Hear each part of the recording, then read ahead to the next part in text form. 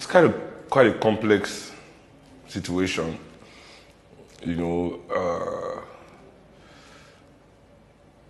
I've seen worse things on Twitter, than what Buhari tweeted, to be honest, in terms of bullying and all of that, violent threats.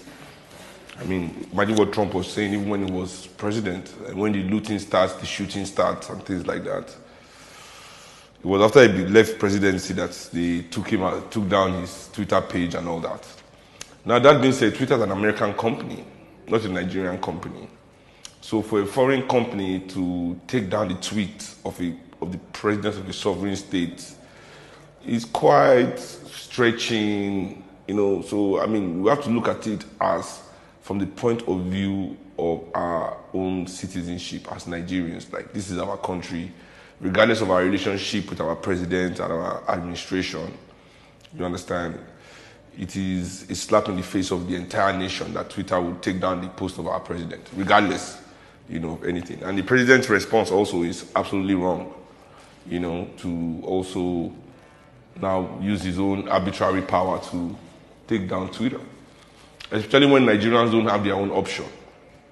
And banning social media platforms doesn't make sense. It doesn't even work in China, where they say Nigeria has gone to ask for help to block VPNs. It doesn't work. You cannot really block people from getting on any social media platform in this day and age. For example, my manager can tweet for me from London right now, and he tweets for me. He's going to tweet for me today. I've never sent a tweet in my life. I give it to my manager to do whatever tweet I want. So, what's the ban? Am I not a Nigerian? So, the president's reaction is also one of a weak president, because we're a weak country. That's why it's like bang, bang, because really he should be able to call Jack Dorsey for a meeting, and Jack Dorsey will come and meet him, and he states his displeasure at Jack Dorsey's behavior, gives Twitter a fine, and the nation moves on, But I guess because we are a weak country, we have to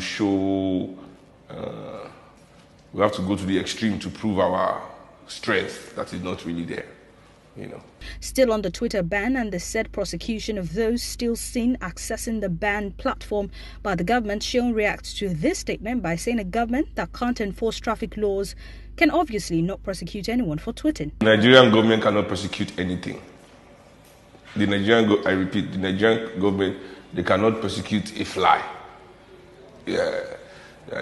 You have money to pay for a lawyer, you defeat the Nigerian government in any case. They don't investigate, they don't follow due process, they don't even have good lawyers as prosecutors to carry out.